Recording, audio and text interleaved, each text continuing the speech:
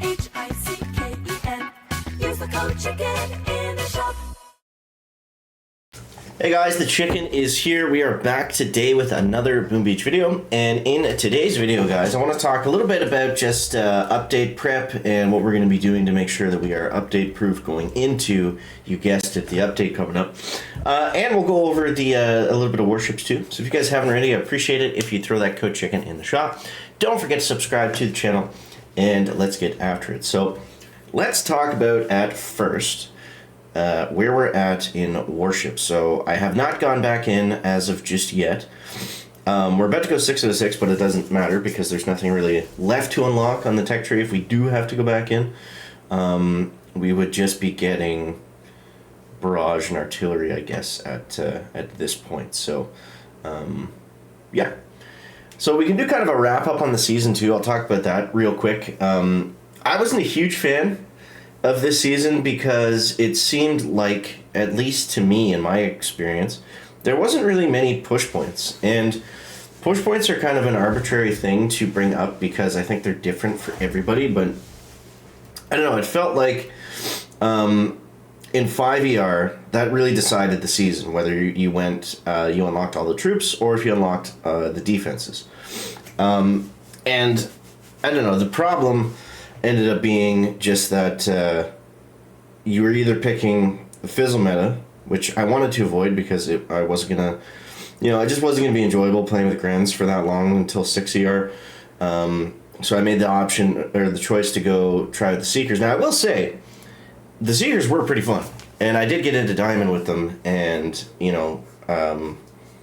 was one of the first seasons where I actually push myself to use them and do something different because I kind of like that meta over the defensive path, and it seemed like it was better too. I always try to pick the best path, and for most people, and show that to you guys. That's usually what I'm doing. But this season, I wanted to challenge myself a little bit, and play the Seekers, and they worked out really well. I find they didn't work great towards the end. You kind of needed Bullet, and to get Bullet was 24 plus 42. He was really expensive.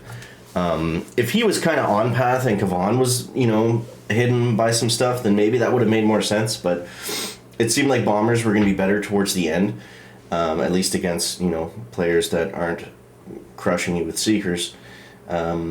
So we were able to... So that's the route that we went with. But anyways, it just didn't seem like there was a good way to pull away from the pack. Everything, all the good stuff was kind of clumped together. And I find whenever they do that, whenever they put all the good things, like all the stuff in 5 and 6, what ends up happening is you match up everybody that's got, the same tech but maybe a little bit more, or... you can't really get ahead until you get everything. Like I found, like this season, we needed, before 70R, you basically needed the entire tech tree to maintain Diamond, which was kind of dumb. There wasn't really a quick way to do it. So it just makes the pathing decisions less exciting or less interesting, I guess, because, everything kind of ended up being the same. You just had to get everything. So, I don't know. Not the best season, in my opinion. And it got super grindy, win-loss. Towards the end there, so yeah, that's my take, but you guys let me know what you think in the comments.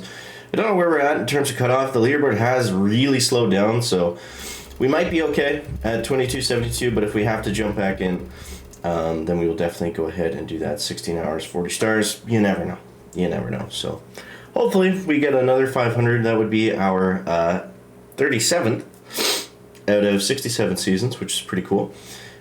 Still gotta get that top 50 at one point, but one day the stars will align for us and we'll be able to knock that out, but not this season. So, yeah, so we got the update, and we've got a lot of stuff happening within that. The most exciting thing to me, I think, is what's not coming in the update, and that is the squad leaders. I'm super pumped up for squad leaders because that's going to drastically change the game, especially if it's coming to both warships and the main base.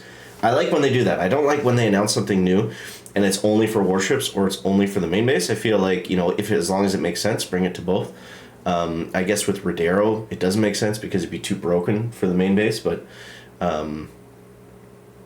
still cool nonetheless. So yeah, really looking forward to that. If you guys haven't watched the update video, you definitely watch that for all the information. But just to quickly go over, Squad Leaders is a new feature that will eventually be tested both in Warships and on the main base as a special event. Oh, it says a special event. It's not even a permanent. Sounds like it's not a permanent feature. The date of the special event will be announced later. The troops in one landing craft are considered a squad. One squad leader can be attached to one squad, replacing one of the troops in the landing craft. Squad leaders have the same troop types as normal troops and can only be attached to the same type of troop as they are. So a rifleman can only go with a rifleman, a heavy with a heavy, etc. Squads that have a squad leader attached have a squad leader icon in the corner of their unit icon. So when you go to attack a base, we've got all Scorchers loaded up for some reason, but when you go to attack a base, it'll have like an extra button kind of where the Scorcher is. So which is good because I feel like there's already, a lot of stuff to press, a lot of buttons on the screen. So it's not going to be another button because they're kind of running out of space. What's funny is we still don't have an 8th gunboat ability. We've had 7 for so long. I think we need to shock here if we get any of these buildings down. Okay. So squad leaders also have access to a squad flare. This works as normal flare, but only for that squad. Both flares are active. The one deployed last has priority. This squad flare is deployed from the unit icon in the bottom left corner. So they'll still respond to regular flares. So say you're doing an all Zuka attack and you've got a squad leader Zuka, then how that works is they still, like if you don't do anything and you just use them as normal, they'll all still walk together. But you could then maybe at the very end, if you're doing a Zuka attack and they're all under smoke or whatever, you could then at the very end get your squad leader to shoot backwards while all the other Zukas are shooting forward. So that's kind of cool. Let's throw some critters out here. We are close to dying, guys. So very excited for squad leaders. Now that's not coming in this update, so I mean, in terms of this update, I think the most exciting thing for everybody is obviously the engravings and the new statue kind of. They're not statues, but the new kind of boost that we get from that is really interesting. Uh-oh. Oh no! I only have critters left. That's no good.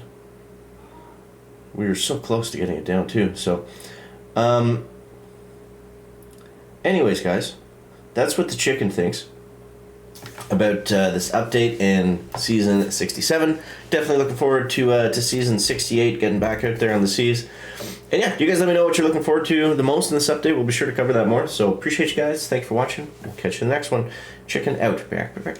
Oh, interesting, entertaining, informative. Chicken out. Back.